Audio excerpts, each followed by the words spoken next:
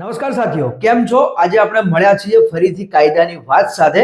આજે આપણે વાત કરવાના છીએ કોર્ટ મેરેજ વિશે, કેમ કે કોર્ટ મેરેજ વિશે ઘણી બધી ચર્ચાઓ વિચારણાઓ ચાલી રહી છે. તેમાં જે જગ્યાએ તમે ટીવીમાં જોવો છો અથવા તો પછી ન્યૂઝપેપરમાં પણ જોવો છો તો ભાઈ ડિબેટ ચાલે છે, સમાચાર પણ ચાલે છે કે હવે છોકરો કે છોકરી પોતાની પસંદગીથી કોર્ટ મેરેજ નહીં કરી શકે અને જો બંને પાત્રો એક થવું છે એટલે કે પતિ પત્ની બનવું છે તો મા બાપની સંમતિ પણ લેવી પડશે અથવા તો પછી 30 દિવસ તો નોટિસ પીરિયડ પણ આપવો પડશે. નોંધણીના જે અધિકાર છે એ પણ અલગ અધિકારીને આપવાના છે. આવી બધી ઘણી ચર્ચાઓ ચાલી રહી છે. તો સત્ય શું છે? કેમ કે આપણે હંમેશા સત્યની સાથે છીએ. આજે એકદમ સત્ય વાત કરવાના છીએ કે ખરેખર હવે કોર્ટ મેરેજ થઈ શકશે કે નહીં, કોર્ટ મેરેજમાં મા બાપની સંમતિ જોઈશે કે નહીં, સાક્ષીઓ જોઈશે, કોઈ ડોક્યુમેન્ટ બદલાયા છે કે નહીં, કોર્ટ મેરેજ કરવા છે તો પછી રૂબરૂ હાજરી જોઈશે કે નહીં, આ બધી વાત આપણે કરવાના છીએ. ચેનલમાં નવા છો તો જલ્દીથી ચેનલને સબસ્ક્રાઇબ કરી લેજો, જેથી આવા કાયદાના વિડીયો અમે મૂકીએ છીએ તો તમે જોઈ શકો. શરૂઆતની વાત કરીએ કે અત્યારે જે પ્રમાણે ચર્ચા અને વિચારણા ચાલી રહી છે કે ભાઈ હવે કોર્ટ મેરેજ નહીં થઈ શકે સીધી રીતે, એટલે કે મા બાપની સંમતિ લેવી ફરજિયાત છે, આવું ન્યૂઝમાં અને સમાચારમાં છે.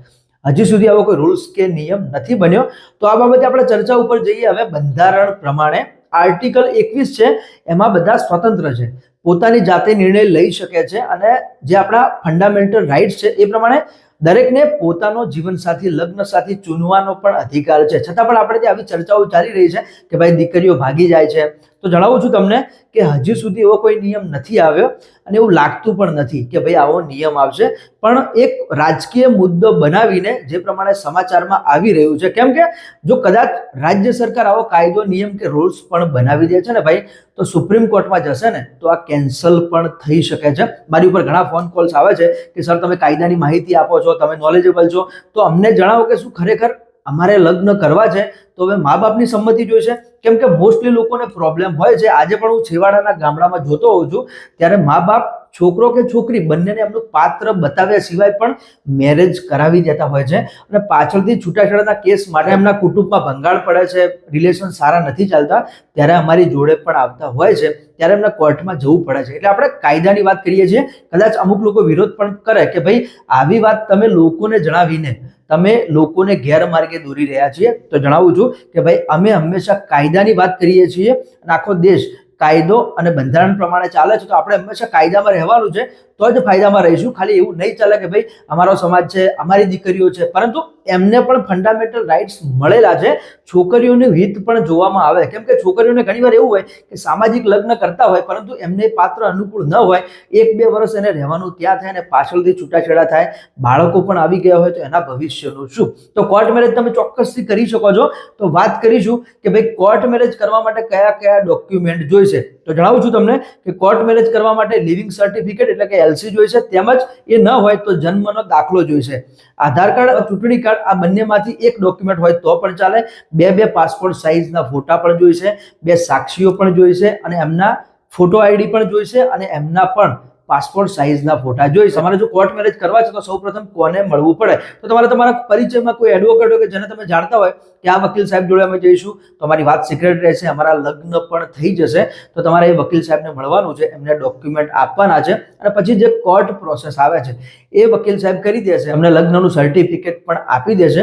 અને આ જે લગ્નનું સર્ટિફિકેટ આવે છે કાયદેસર રીતે જ હશે, કેમ કે હમણાં ઘણી જગ્યાએ એવા કૌભાંડ પણ બહાર આવ્યા છે કે ભાઈ છોકરા અને છોકરી રહેતા હોય અલગ જગ્યાએ એમના લગ્નની નોંધણી થઈ હોય તો ભાઈ કોઈ પણ જગ્યાએ લગ્ન કરાવી શકાય છે, વાંધો નહીં, પણ હાજરી હોવી પણ જરૂરી છે કાયદાકીય રીતે. તો એ પ્રમાણે જે પણ એડવોકેટ લગ્ન કરાવતા હોય ત્યાં તમારે લગ્ન કરવા પડે. ત્યારે અમુક લોકો એવું પૂછતા હોય છે કે સર આમાં નોટિસ જશે ઘરે જે મા બાપ છે એમને ખબર પડી જશે? કેમ કે જ્યારે મા બાપ સંમત હોય તો પછી છોકરો કે છોકરી પોતાની મરજીથી નિર્ણય ન લે, પરંતુ મા બાપ જ્યારે સંમત નથી થતા ત્યારે આવા પ્રોબ્લેમ્સ થતા હોય છે. અને એક સાચી હકીકત તમને જણાવું કે ભાઈ મા બાપ હંમેશા દીકરા કે દીકરી, છોકરો કે છોકરો એમનું હિત વિચારતા હોય છે. ફ્યુચરમાં પણ પ્રોબ્લેમ થતા હોય ત્યારે એમના ઘર પણ તૂટતા હોય છે. એટલે મા બાપને પણ મારી નમ્ર વિનંતી છે કે જ્યારે પણ તમારા દીકરા કે દીકરી માટે પાત્ર શોધો છો તો યોગ્ય એમના લેવલનું અને એમને સાચવી શકે એવું પાત્ર તમારે શોધવું જોઈએ. તો આ રીતે લગ્ન પણ થઈ જશે, એક દિવસમાં સર્ટિફિકેટ પણ મળી જશે. ત્યારે ઘણા લોકો એવું પણ પૂછે છે કે સર લગ્ન થઈ ગયા પછી શું તાત્કાલિક અમારે પોલીસ સ્ટેશનમાં હાજર થવું પડશે?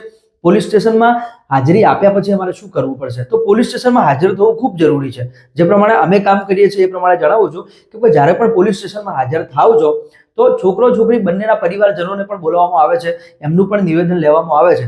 અને જ્યારે જે પણ છોકરી છે કે છોકરો છે એવું કહી દે ત્યાં પોલીસ સ્ટેશનમાં કે ભાઈ મારે આ પાત્ર સાથે રહેવું છે, તો એમને ચોક્કસથી જે જગ્યાએ રહેવું હોય ત્યાં મોકલવામાં પણ આવે છે.